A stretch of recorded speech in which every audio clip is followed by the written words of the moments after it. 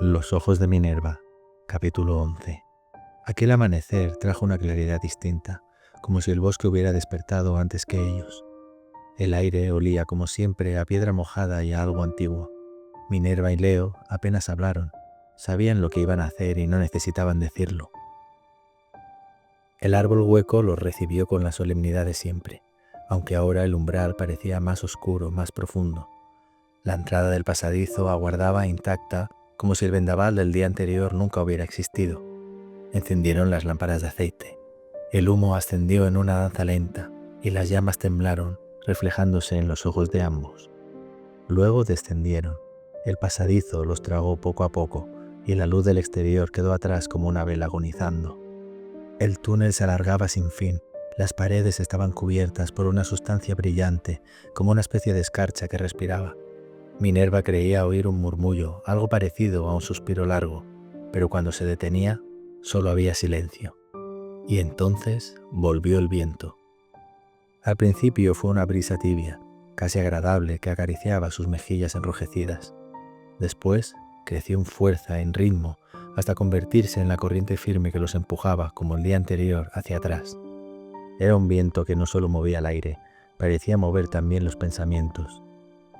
Las lámparas se agitaron violentamente y una de ellas cayó al suelo rodando. Leo corrió tras ella mientras Minerva se cubría la cara con los brazos intentando resistir. El sonido era ensordecedor, una mezcla de respiración y rugido. La garganta del bosque simulaba un grito de horror hacia el exterior. Se aferraron a las resbaladizas paredes, arrastrándose, avanzando poco a poco como podían, por pura terquedad. Leo al frente y Minerva resguardada tras él. El viento los golpeaba en ráfagas, como si el pasadizo quisiera expulsarlos de nuevo, pero no se detuvieron. Avanzaron con los ojos cerrados, tanteando el suelo con los pies y las paredes con las manos, hasta que de pronto el aire se detuvo. De un soplo a otro, todo quedó inmóvil. Aquel cambio tan repentino les hizo caer hacia adelante. Solo se oía el eco de su propia respiración cansada. La calma era tan súbita que mareaba. Abrieron los ojos lentamente. Delante de ellos, el túnel comenzaba a ensancharse. La oscuridad dejaba entrever una claridad lejana, una luz que no provenía de sus lámparas. Era un resplandor plateado, suave, que parecía filtrarse desde algún punto imposible. El aire se sentía más suave, más limpio. El sonido del agua empezó a hacerse presente, primero como un rumor, luego como una melodía continua. Dieron unos pasos más y una cueva se abrió ante ellos. Era inmensa, tan vasta que costaba creer que pudiera caber bajo tierra, un mundo entero subterráneo. El techo se perdía en una neblina azulada que parecía un cielo, y del suelo nacía un lago inmóvil, transparente como el cristal. La luz, que no tenía origen visible, llenaba todo de un resplandor lechoso. Cada roca, cada ondulación del agua parecía respirar a su propio ritmo. El reflejo duplicaba el mundo. Había un cielo arriba y otro debajo, como si estuvieran dentro de un espejo.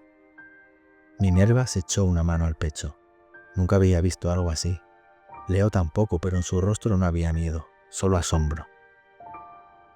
A lo lejos, emergiendo del agua, se levantaban unas formaciones cristalinas, tan altas que parecían tocar el techo invisible. Eran grandes, transparentes, y la luz se fragmentaba en ellas creando reflejos que bailaban por el aire. Tenían forma de torres, de agujas, de un castillo que la tierra hubiese soñado en silencio durante siglos. Y en el centro de aquel conjunto, en lo más alto, un destello rojo profundo y vivo latía como un corazón. El reflejo se extendía por la superficie del lago, tiñendo el agua con un fulgor sanguíneo y sereno. El castillo, pensó Minerva sin decirlo, y en ese mismo instante Leo susurró, el castillo, como si ambos hubieran escuchado la misma palabra dentro del agua. Más cerca de la orilla, casi imperceptible en la distancia, flotaba algo. Una pequeña embarcación, hecha de lo mismo que el lago y las torres, de cristal o de luz. Inmóvil, suspendida como esperando a quien recordara su existencia. El agua que la rodeaba era tan pura que resultaba imposible distinguir dónde terminaba el barco y dónde empezaba su reflejo. Caminaron hasta la orilla. Las piedras estaban cubiertas de una fina capa de musgo blanco que brillaba débilmente. El aire era más frío pero no desagradable. Olía a mineral, a lluvia recién inventada. El silencio allí parecía una forma de respeto. Leo se arrodilló y tocó el agua.